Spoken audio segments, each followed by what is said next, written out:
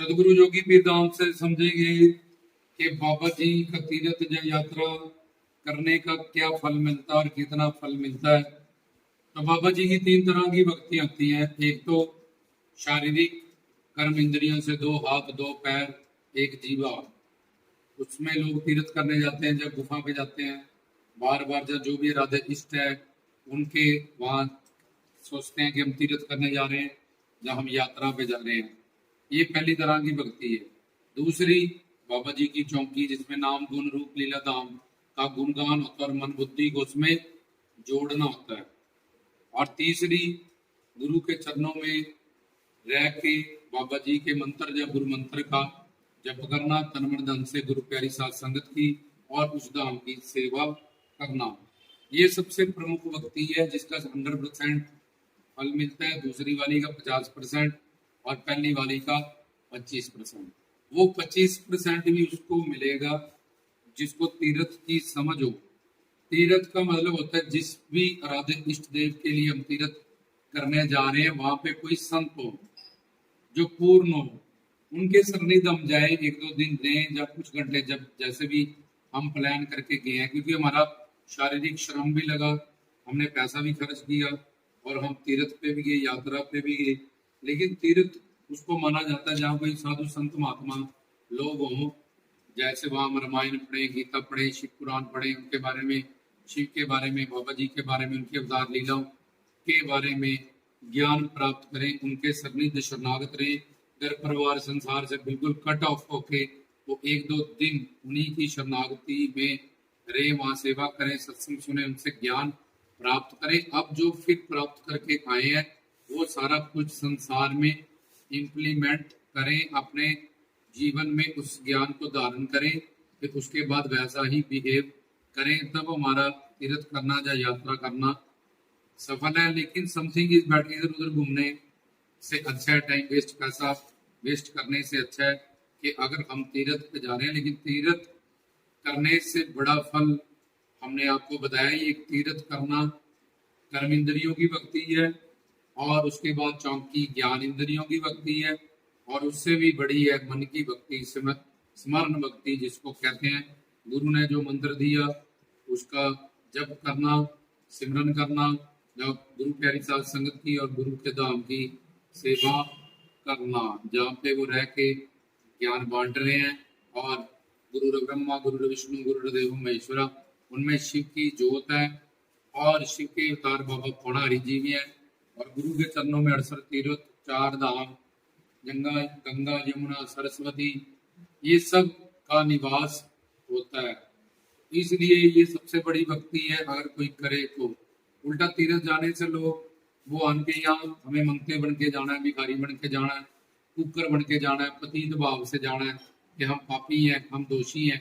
लेकिन लोगों को तीर्थ करने से उल्टा अहंकार हो जाता है, उल्टा इफेक्ट आता है लोगों पे कि हम हर साल हर महीने यात्रा पे जाते हैं, जहाँ गुफा पे जाते हैं, जहाँ अमरनाथ जाते हैं, जहाँ शिरडी साईं जाते हैं, जहाँ सालासर बालाजी जाते हैं, जहाँ कहीं और जाते हैं, जहाँ चारों धाम हमने कर रखे हैं।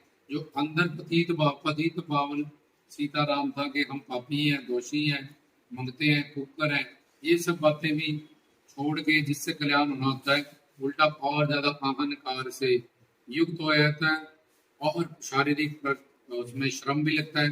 जाएंगे फिर एक दो दिन रेस्ट भी करेंगे, उसमें पैसा भी खर्चा होगा। तो जिसके पास पैसे नहीं हो वो तीर्थ कर ही नहीं सकता। और दूसरा, जिसके पास शरीर अंगहीन है वो भी तीर्थ नहीं कर सकता। तो क्या उसको भगवान नहीं मिलेगा? लेकिन उसको भी भगवान मिलेगा, क्योंकि उससे ज्यादा फल है चौकी कीर्तन का, और उससे ज्यादा गुरु भक्ति का, जब गुरु की बताई भक्ति का, सिमरन का, जब गुरु प्रचार कर रहे हैं, वो लोगों ज्ञान बांट रहे हैं उस धाम को और उनसे जुड़ी गुरु प्यारी साध संगतों की सेवा का। तो ऐसे ही वहां पे भी बाबा जी की मूर्ति विराजमान है। इस भाव से कोई जाए कि बाबा जी यहाँ अवतार लेके आए थे, तो जैसे ही शाद लाइया में कदम पड़ा कि यहाँ पौना रहे थे, अब कोई निंदा, कोई चुगली, कोई परदोष, तो वहां तो लोग अपना जो ये गुफा आ गई है, जहाँ अब सामने मूर्ति आ गई, जहाँ मेन स्थान आ गया, अब मोबाइल साइलेंट कर दो, बंद कर दो, या अब बातें इधर उधर की मत करो, अब जे गाने लगाओ, अब जोर से बोलो जय बाबा जी, सारे बोलो। ये सारी चीजें कुछ पल के लिए, फिर वहां भी मेरी दुकान, मेरा घर, मेरा परिवार, इतना टाइम हो गया, एक दिन हो गया। तो तुम बाबा जी से प्यार करते हो, उनसे मिलने गए हो, तुम्हें बाबा जी मिल गए हैं, फिर वापस किसके पास आ रहे हो? तुम्हें तो इन सब चीजों की ज्यादा इंपॉर्टेंस है। अगर तुम यही मानते हो कि तीर्थों में ही बाबा जी बैठे हुए हैं और वहीं सिर्फ जाके मिलना, तुम तीर्थ पे चले गए और ये मान के कि बाबा जी सिर्फ यही है या यहाँ से ज्यादा कृपा करते हैं या यहीं पे रहते हैं, अब वापस तुम्हें दुकान ज्यादा प्यारी है क्या? बाबा जी से तुम्हें भगवान मिल रहा है, तुम्हें शिव मिल रहे हैं, तुम्हें पौणारी मिल रहे हैं, तुम्हें माँ मिल रही है, तुम्हें हनुमान जी मिल रहे हैं, अब तुम्हें गुठी खा रही है, ये सब चीजें ज्यादा प्यारी है तो भगवान से भी।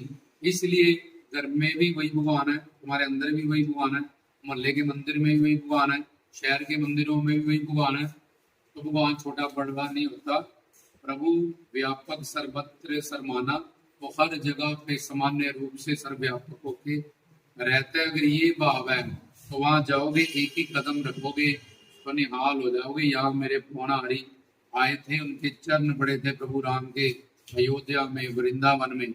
अगर ऐसे सात्विक भाव है, उसका आनंद लिया जाए तो उसका फायदा जरूर थोड़ा बहुत होगा, क्योंकि वो संसार में नहीं किया, उसने खर्चा संसार के लिए नहीं किया, अच्छे राधे इष्ट देव के लिए किया, भगवान के लिए किया। लेकिन उतना ही शारीरिक श्रम अगर हम भक्ति उतनी ही ये कर्म इंद्री, ज्ञान इंद्री, जहाँ स्मरण भक्ति करेंगे तो बाबा जी उन पे ज्यादा खुश होंगे। बाबा जी को मानना होता है, बाबा जी की बात मानना।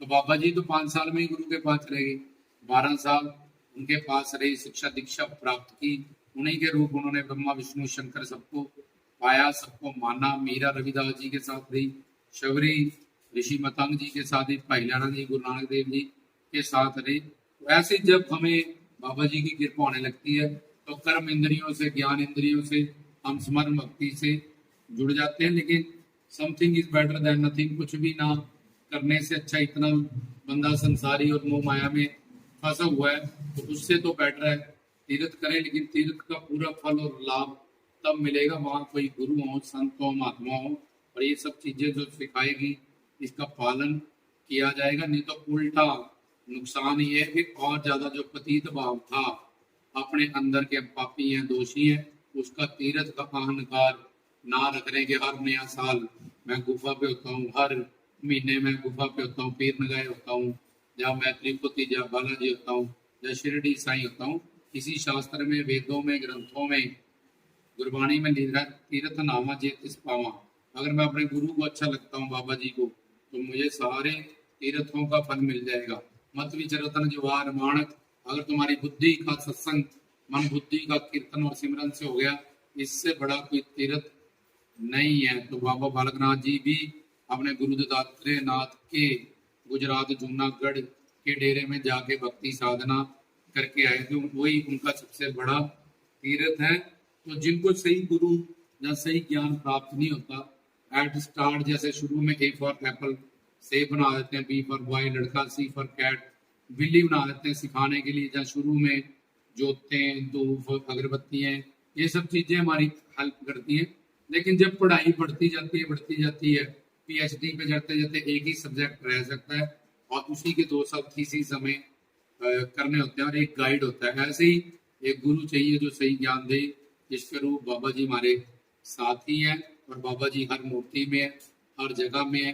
भगवान छोटा बड़ा नहीं होता, वो तीर्थों की मूर्तियों में कोई बड़ा या शक्तिशाली भगवान नहीं होता। ये अपनी भाव, जहाँ भी तुम भाव धरने जाट ने घर पे पत्थर ले आया था, वो झूठ बोल के दे दिया पंडित ने, उन्होंने उनसे ही विष्णु भगवान को प्रकट किया। प्रहलाद ने अपने महल में नरसिंह अवतार, हिरण्यकशिपु राक्षस है तो वहां हर गलत काम होता है, लेकिन प्रहलाद की साधना भक्ति से भगवान उस राक्षस के घर में भी, जहाँ शराब जलती है और हर गलत काम होता है, वहां भी भगवान प्रकट हुए। तो ये साबित किया कि मैं हर जगह पे हूँ।